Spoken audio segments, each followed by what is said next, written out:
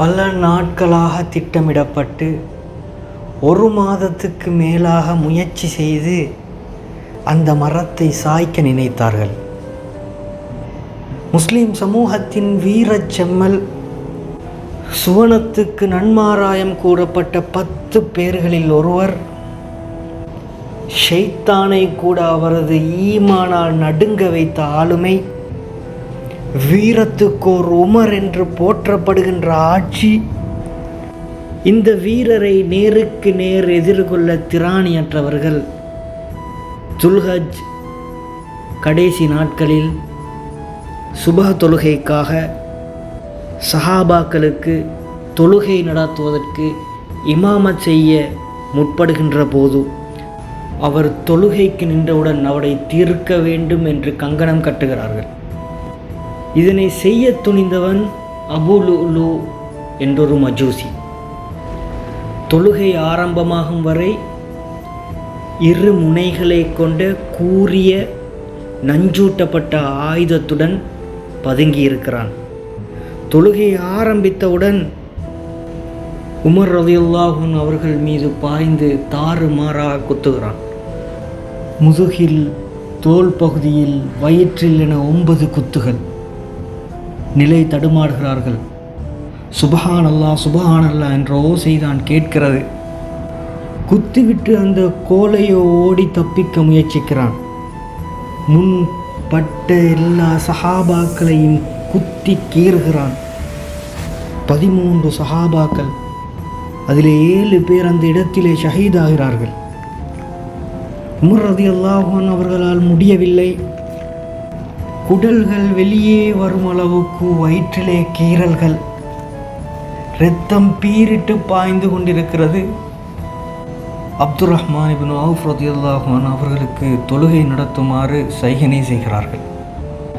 Umar ரலியல்லாஹு அன்ஹு அவர்களோ மயங்கிய நிலை. அப்துர் ரஹ்மான் இப்னு அவுஃப் ரலியல்லாஹு அன்ஹு அவர்களோ மீதமுள்ள தொழுகைக்கு இமாமத் செய்கிறார்கள். அந்த கயவனோ அப்துர் ரஹ்மான் இப்னு அவுஃப் ரலியல்லாஹு அன்ஹு அவர்கள் தாங்கள் மேலால் போட்டிருந்த புடவையை கொண்டு முகத்தை மூட தான் பிடிபட்டு விட்டோம் என்ற அச்சத்தில் அந்த ஆயுதத்தாலே நெஞ்சில் குத்தி தற்கொலை செய்து கொள்கிறான். தொழுகை முடிகிறது. உமர் ரலியல்லாஹு அன்ஹு அவர்கள் குற்றுயிரும் குலையுயிருமாக இரத்தம் ஓடிய வண்ணம் மயங்கிய நிலையில் வீட்டுக்கு கொண்டு செல்லப்படுகிறார்கள். நினைவு வரவில்லை. எப்படி அவரை எழுப்புவதென்று விளங்காத நிலையில் சஹாபாக்கள் குழம்பியிருக்கிறார்கள். வெளியே இரத்தம் ஓடுகிறது. உள்ளே அவன் ஏற்றிய நஞ்சு ஓடுகிறது. சூழ இருந்தவர்கள் கண்ணீர் மல்க அமீருல் மூமினீனை எப்படியாவது எழுப்ப வேண்டும் என்று கவலைப்படுகிறார்கள். அப்போது என்ன ஆலோசனை சொல்லப்பட்டது தெரியுமா? உமருக்கு தொழுகைக்கு நேரம் வந்து விட்டது என்று சொல்லுங்கள், எழும்பி விடுவார் என்ற ஆலோசனை முன்வைக்கப்படுகிறது. யா அமீரல் மூமினீன் அஸ்ஸலாத் அஸ்ஸலாத், தொழுகைக்குரிய நேரம் வந்துவிட்டது, தொழுகைக்குரிய நேரம் வந்துவிட்டது அமீரல் மூமினே என்று சொன்ன உடனேயே விழித்துக் கொள்கிறார்கள். தொழுகைக்கு நேரம் வந்துவிட்டதா? இந்த மார்க்கத்தில் தொழாதவருக்கு எந்த பங்கும் இல்லை என்று விழித்துக் கொள்கிறார்கள். பிள்ளைகளின் துணையோடு உழு செய்து தொழுவதற்கு முயற்சிக்கிறார்கள். அவருக்கு சற்று பால் கொடுக்கப்படுகிறது. ஆனால் அந்த பாலோ குத்தப்பட்ட அந்த காயங்களால் வெளியே வந்து கொண்டிருந்தது.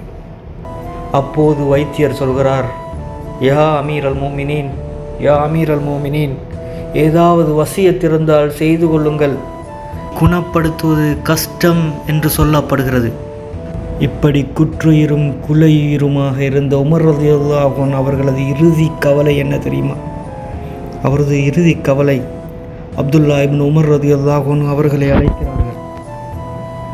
ஹுஸைஃபத் இப்னுல் யமானி ரலியல்லாஹு அன்ஹு அவர்களை கூட்டி வரச் சொல்கிறார்கள். ஹுஸைஃபத் இப்னுல் யமானி ரலியல்லாஹு அன்ஹு அவர்களிடம்தான் நபி அவர்கள் முனாஃபிக்களின் பட்டியலை ரகசியமாக சொல்லியிருந்தார்கள். அவர் ஒரு ஜனாசாவுக்கு போனால் அதில் உமர் ரலியல்லாஹு அன்ஹு அவர்களும் பங்கேற்பார்கள். அவர் ஒரு ஜனாசாவுக்கு போகவில்லை என்றால் விளங்கிக் கொள்வார்கள் இவருடைய பெயர் முனாஃபிக்களின் பட்டியலில் இருக்கிறது என்று. ஹுதைஃபா ரலியல்லாஹு அன்ஹு அவர்கள் கூட்டி வரப்படுகிறார்கள். ஹுதைஃபா ரலியல்லாஹு அன்ஹு அவர்களிடம், யா ஹுதைஃபா, நபி அவர்கள் சொன்ன அந்த முனாஃபிக்களின் பட்டியலில் எனது பெயர் இருக்கிறதா என்று கேட்கிறார்கள். இத்தனைக்கும் சூனத்துக்கு நன்மாராயம் கூறப்பட்ட சஹாபி ஹுதைஃபா ரலியல்லாஹு அன்ஹு அவர்களின் கண்கள் ஊற்றெடுக்கிறது. யா அமீரல் மோமினின், அந்த ரகசியத்தை உங்களோடு சொல்ல முடியாது. அது நபி அவரோடு நான் செய்து கொண்ட ஒப்பந்தம். உமர் ரலியல்லாஹு அன்ஹு அவர்கள் திரும்ப கேட்கிறார்கள். அப்போது அழுத வண்ணம் ஹுதைஃபா ரலியல்லாஹு அன்ஹு அவர்கள் சொல்கிறார்கள், யா அமீரல் மோமினின், உங்களுடைய பேர் அந்த பட்டியலில் இல்லை, உங்களுடைய பேர் அந்த பட்டியலில் இல்லை. அதை கேட்ட பின்புதான் உமர் ரலியல்லாஹு அன்ஹு அவர்கள் ஆறுதல் அடைகிறார்கள். இத்தனை மகத்துவமிக்க ஒரு சஹாபியின் கவலையும் அச்சமுமே இப்படி என்றால் நானும் நீங்களும் எம்மாத்திரம் சகோதரர்களே. உமருக்கு இன்னும் ஒரு ஆசை இருந்தது. அது என்ன தெரியுமா? தனது மகனை அழைத்து ஆயிஷா ரலியல்லாஹு அன்ஹா அவர்களிடம் தூது அனுப்புகிறார்கள். ஆயிஷா ரலியல்லாஹு அன்ஹா அவருக்கு எனது சலாத்தை எத்தி வையுங்கள். இந்த தூது அமீருல் மோமினின் ஆட்சியாளனின் தூது அல்ல, இந்த தூது வெறுமனே உமரின் தூது என்றும் எத்தி வையுங்கள். அந்த கோரிக்கை என்ன தெரியுமா? என்னை எனது இரு தோழர்களுடனும் அடக்கம் செய்வதற்காக அவரிடத்தில் அனுமதி கேளுங்கள். ஆயிஷா நாய் ரலியல்லாஹு அன்ஹா அவர்கள் தேம்பி தேம்பி அழுகிறார்கள். தனது தந்தையின் வஃபாத்தின் கூட ஆயிஷா ரலியல்லாஹு அன்ஹா அவர்கள் இந்த அளவுக்கு அளவில்லை. ஏன் தெரியுமா? இந்த மனிதரின் மரணத்துக்கு பின்னால் ஃபித்னாக்களின் வாயில்கள் உடைக்கப்பட்டுவிடும், திறந்து விடப்படும் என்ற எச்சரிக்கை. ஆயிஷா ரலியல்லாஹு அன்ஹா அவர்கள் அனுமதி வழங்குகிறார்கள் அதற்கு. இந்த நற்செய்தி போய் உமர் ரலியல்லாஹு அன்ஹு அவரிடம் சொல்லப்படுகிறது. இவ்வளவு பெரிய ஆட்சியாளராக இருந்த இந்த உமருக்கு இருந்த ஆசை கடைசி தருவாய் உமர் ரலியல்லாஹு அன்ஹு அவர்களுடைய தலை மண்ணிலே கிடக்கிறது.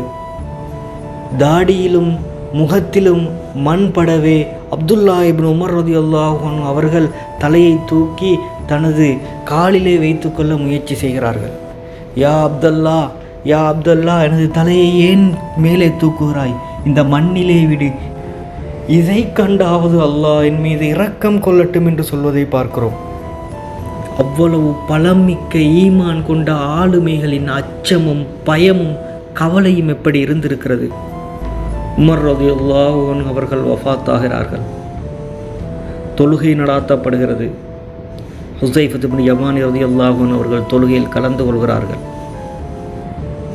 அவரது கோரிக்கை பிரகாரமே அவரது இரு தோழர்களுக்கும் அருகில் அடக்கம் செய்யப்படுகிறார்கள். உமர் ரலியல்லாஹு அன்ஹு அவர்களுடைய துஆ எவ்வாறு இருந்திருக்கிறது தெரியுமா? அல்லாஹும்ம இன்னி அஸ்அலுக ஷஹாதத்தம் ஃபீ சபீலி வ வஃபாத்தம் ஃபீ பலதி ரசூலி.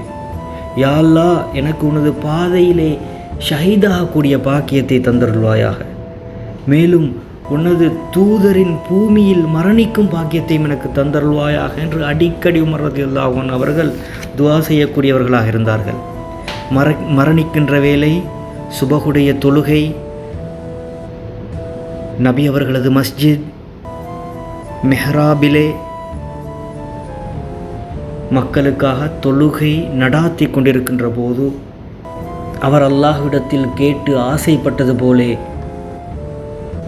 அவருடைய முடிவு இடம்பெறுகிறது. இன்னா லில்லாஹி வ இன்னா இலைஹி ராஜிஊன். யா அல்லாஹ், இப்படியான நல்லடியார்களாக வாழ்ந்து நீ சொன்ன பிரகாரம், உனது விருப்ப பிரகாரம் ஹுஸ்னுல் ஹாத்திமாவோடு நல்ல முடிவோடு மரணிக்கின்ற பாக்கியவான்களின் கூட்டத்தில் என்னையும் உங்கள் அனைவரையும் சேர்த்தருள்வானாக.